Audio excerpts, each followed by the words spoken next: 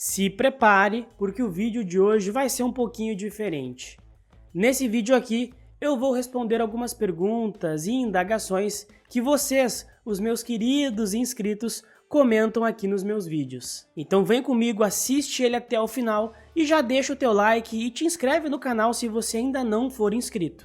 E já vamos começar o vídeo indo direto para as perguntas, indo direto para os comentários, sem muita enrolação. O primeiro comentário aqui é do Silvio Mesquita 1889. Desculpa a sinceridade, mas há 2 meses atrás a sua opinião era de full comprado. Falava em small nas mínimas que o risco valeria a pena. Estava full comprado. Mudou a opinião? Até diminuiu posição na promissora Multilaser? Essa não entendi. Uma coisa que o Silvio claramente não entendeu como ele falou ali, e eu noto que muitos investidores não entendem, é que nós podemos mudar de opinião no mercado. É algo completamente factível e deve ser uma constante na vida do investidor. E de fato, há 2 meses atrás, eu via um cenário se desenhando. Um cenário onde o governo iria entregar um pacote de contenção de despesas minimamente crível e com isso o dólar iria acalmar, a curva de juros iria acalmar e as ações, principalmente as ações domésticas e mais sensíveis ao juro, iriam performar muito bem. No entanto, esse cenário não se concretizou e nós tivemos um cenário que foi completamente o oposto do que vinha se desenhando. E tendo em vista essa mudança brusca de cenário, seria muita burrice e muita teimosia eu manter a minha carteira da mesma forma. Eu preciso readequar a minha carteira. E foi justamente isso que eu fiz naquela quarta-feira à tarde, quando vazou em primeira mão que o governo iria anunciar a isenção do imposto de renda para quem ganha até R$5.000, junto com o pacote de contenção de despesas. Quando começou aquele boato, eu diminuí várias posições da minha carteira, zerei algumas e passei essa mesma visão para o pessoal que é meu cliente da mentoria e da assessoria. E claramente foi um movimento acertado, porque quem diminuiu posição ou zerou posição naquele dia evitou uma perda muito maior. E quanto a Multilaser, de fato, eu acho a tese interessante, bastante descontada, negocia 0,3, 0,2 do patrimônio, é uma empresa que por valuation está muito descontada, mas no momento atual, tendo em vista o cenário que a gente entrou, a empresa é bastante prejudicada, principalmente pela forte oscilação do dólar, que dificulta com que ela repasse margens para os seus clientes, e também por conta de uma piora na economia nos próximos anos. Se nós tivermos uma recessão ou um enfraquecimento muito forte da economia, certamente isso vai afetar o resultado da Multi. E tendo em vista que tudo caiu muito por conta desse estresse, eu troquei algumas posições que eram boas, mas sofreriam com o cenário econômico, por outras posições que são melhores na minha opinião e têm uma resiliência maior ao cenário e estavam igualmente descontadas. É uma questão de gestão de portfólio. O segundo comentário é o comentário do Rodrigo Aquino 2295. Cleison, te admirava demais. Que isso, Rodrigo? Já começou me dando uma paulada? Mas depois da sardinhagem que fez vendendo multi quase toda a Simpar que tinha, leva em consideração que é um mão de alface igual o primo rico. Você tem os motivos que já explicou, mas vai de tudo contra o que sempre fala. Compre na baixa, ao som dos canhões. Não deu para entender o motivo das vendas na moral. Desiludir com você, espero que não seja mais um primo rico que perde a credibilidade cada vez mais. Primeiro, Rodrigo, parece que eu machuquei o teu coraçãozinho, então me desculpa.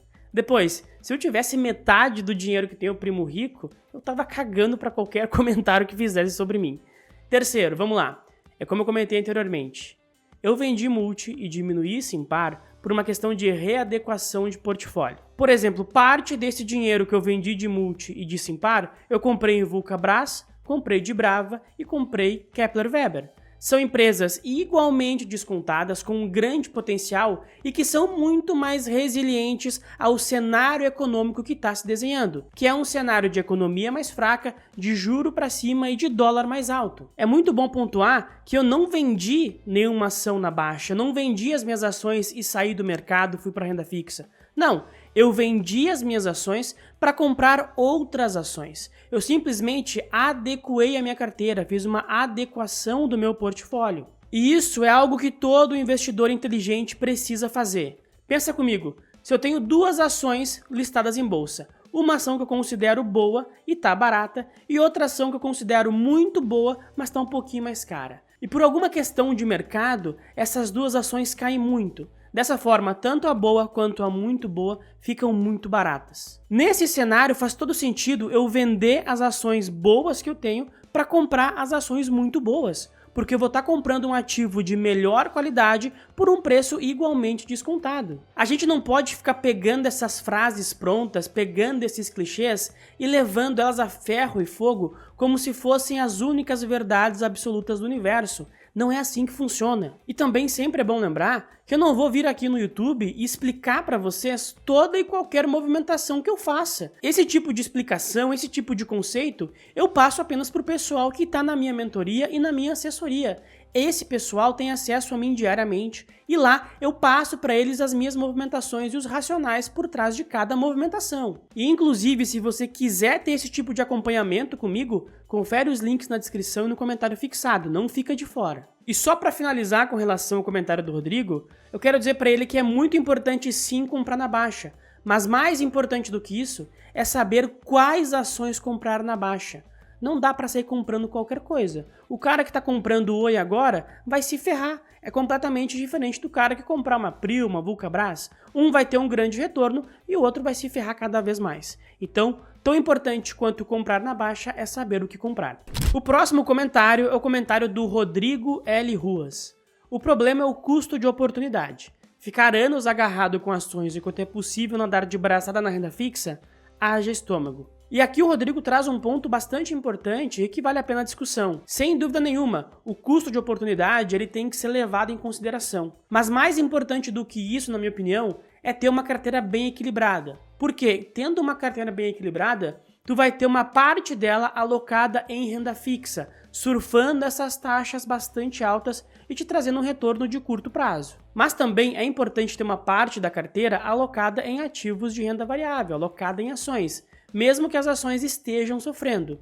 Isso porque, se você estiver alocado em boas ações que têm boas perspectivas, quando esse mercado virar, e é muito importante salientar aqui que o mercado sempre vira, mais cedo ou mais tarde vai ter uma virada no mercado. Quando essa virada acontecer, essas ações que hoje estão pesando na tua carteira, trazendo a rentabilidade para baixo, vão te entregar 5, 7, 8, 10 anos de rentabilidade do CDI, da renda fixa, em apenas um ano e meio. O próximo comentário é o comentário do Moto G6 Plus 896. Boa tarde, 10 bi em 30 anos, não é pouco? Aqui ele se refere ao contrato de concessão vencido pela Azevedo, onde ela vai ter uma receita estimada de 10 bilhões de reais pelos próximos 30 anos. Na minha opinião, Moto G6 Plus não é pouco não, tá? Se a gente fizer uma simples divisão de 10 bilhões por 30 anos, dá uma receita ali de 27, quase 28 milhões de reais por mês. Esses números absolutos, trazendo para a realidade de hoje da Azevedo, são números muito relevantes para a companhia. Mas aqui é importante salientar que essa concessão vencida pela Azevedo, ela muda a companhia de patamar. Eu já falei sobre isso várias vezes. Porque agora a Azevedo vai ter um negócio constante, perene, com receita previsível. E também sempre é muito bom salientar que essa é apenas uma das concessões, é apenas a primeira concessão que a companhia ganhou. A Azevedo pretende ganhar novas concessões nos próximos anos. Então, dessa maneira, o bolo de receita mensal tende a ser cada vez maior. Nós estamos falando de uma empresa que tende a trabalhar com cifras cada vez maiores, vai ter uma receita constante, um lucro constante e que tem um grande potencial de crescimento. Por isso que a Azevedo me empolga bastante olhando para os anos à frente, tanto na parte de infraestrutura quanto na parte de petróleo. O próximo comentário é o comentário do Adilson SF.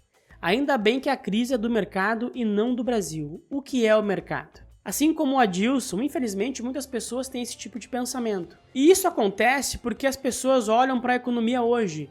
E de fato, olhando para a economia de hoje, a economia está indo relativamente bem, a gente tem um PIB que está crescendo, a inflação ainda está controlada.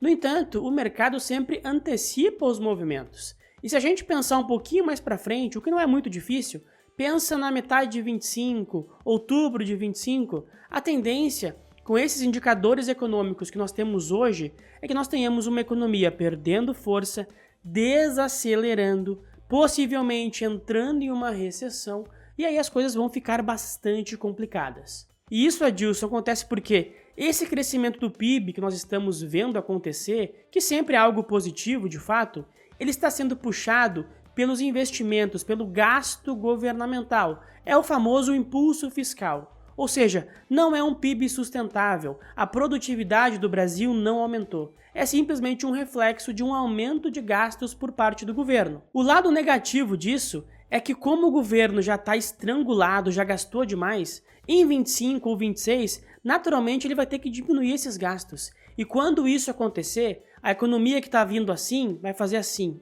E aí a gente vai ter uma embicada muito forte, o desemprego tende a aumentar bastante e a inadimplência, consequentemente, também vai ter uma alta bastante representativa. Esse modelo de condução econômica de gastar, gastar, gastar para ver o PIB crescer, não funciona, nunca funcionou e nunca funcionará. É um modelo que já se provou completamente equivocado, mas o governo insiste nesse modelo. Se o governo não colocar a mão na consciência e não entender que esse modelo de condução econômica está completamente equivocado, existe uma chance muito grande da gente ter uma grave recessão em 25, o desemprego aumentando, a inflação em alta, e com isso quem sofre é justamente aquela população mais pobre. São essas pessoas que serão prejudicadas, são essas pessoas na ponta que vão sofrer. Portanto, Adilson, tenta entender melhor como funciona a economia, como funciona o mercado, ao invés de simplesmente bater no mercado, criticar algo que nem existe, porque o mercado não é uma pessoa,